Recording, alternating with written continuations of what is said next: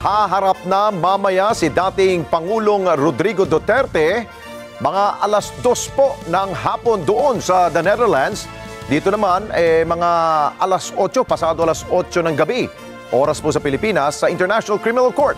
Kaugnay ito ng kanyang kasong crime against humanity dahil po yan sa kanyang war on drugs.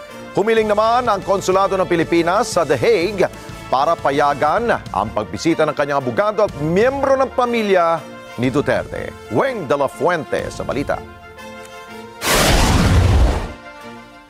Ngayong Biyernes, pasado alas 9 ng gabi, oras sa Pilipinas, haharap si dating Pangulong Rodrigo Duterte sa International Criminal Court kaugnay ng kasong crime against humanity na isinampa laban sa kanya ng mga biktima ng war on drugs ng kanyang administrasyon. Sa inilabas sa statement ng ICC, ikinukonsidera nitong nararapat na maisagawa ngayong araw ang first appearance ni Ginoong Duterte sa harap ng mga hukom ng chamber.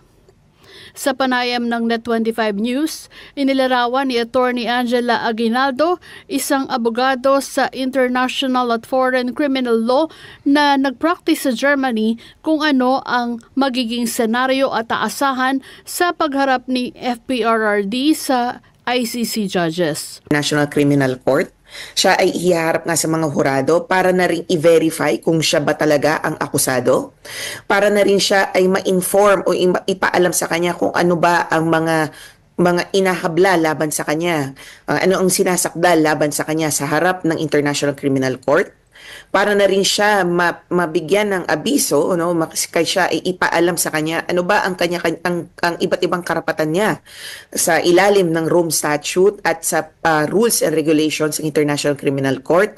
Kasama na rito yung tinatawag na mga pwede niyang interim measures, kumbaga, na pwede niyang kunin tulad ng kanyang interim release. At napakinggan po natin ang update sa kaso po ni Tatay Digong. Ngayon po ay haharap na po talaga sa ICC, The Hague. Alas 8 daw po, mga kababayan. So ipag-pray po natin na makalusot itong si Tatay Digong sa kanilang ibinabatong kaso.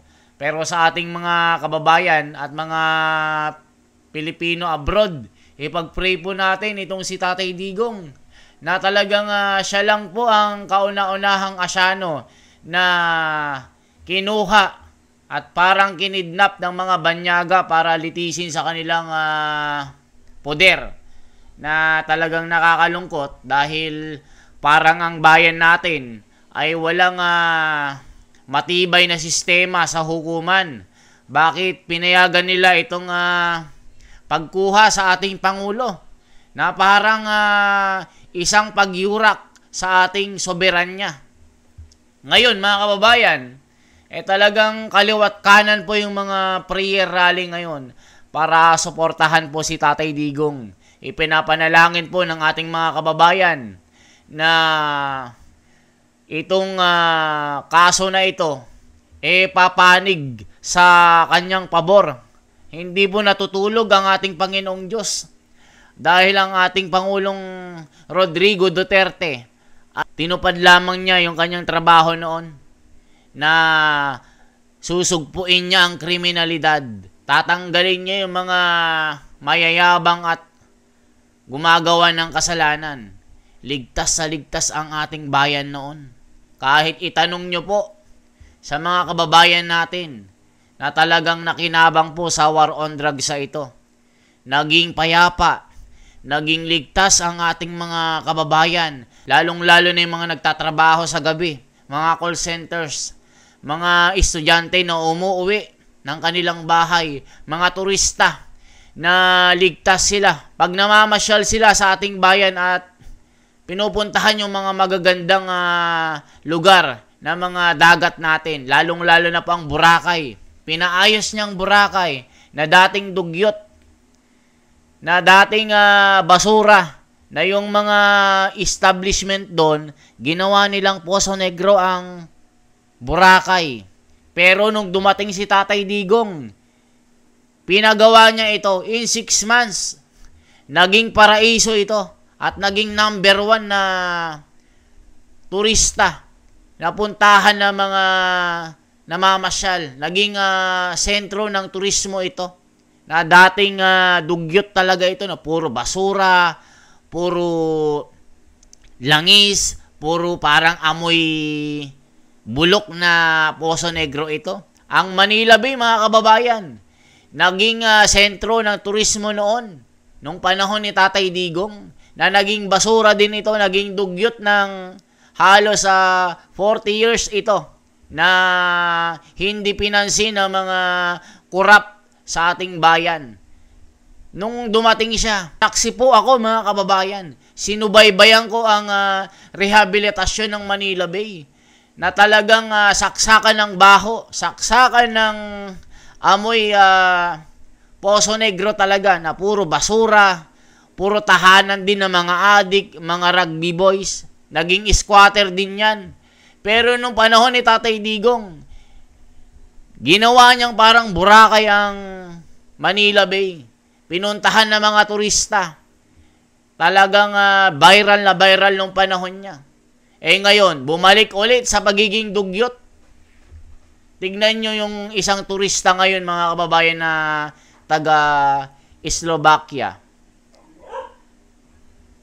Unang araw sa Pilipinas, meron lang kinita sa Boracay. Aba, ilang araw pa lang biktima na ng rape. Biktima na ng karumal-dumal na krimen. Tignan nyo. Kung panahon ni Tatay Digong yan, hindi mangyayari yan. Kasi yung mga kapulisan natin dyan, nagro-ronda. O, tignan nyo. Biktima ng karumal-dumal na mga krimen. Biktima ng mga gumagamit ang droga. Unang pasyal sa Pilipinas, biktima ng mga adik. Ni-rape siya doon sa liblib na lugar kung saan nakita nila sa isang simbahan nang di mo malaman kung anong reliyon ito. Nakita na lang walang saplot. Saksak ang likod.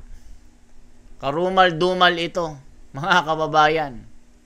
Ito ay sanhi ng paggamit ng pinagbabawal ng gamot. Biktima siya ng karumal-dumal na krimen. Na ayaw ni Tatay Digong noon yan. Naging payapa ang ating bayan noon. Naging masaya ang ating mga kababayan. Lalong-lalo na yung mga OFW sa abroad. Naging payapa ang ating paligid. Kayo pong humusga, mga kababayan. Tama ba itong ginawa ng mga ito? Naisuko ang ating nakamamahal natin na Pangulong Duterte sa mga banyaga. At dyan lilitisin? Grabe, mga kababayan, nakakalungkot ito.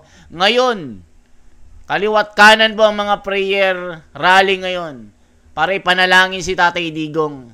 Talagang nag-iiyakan po, naluluha ang mga kababayan natin ng ating pinakamamahal na Pangulo. Talagang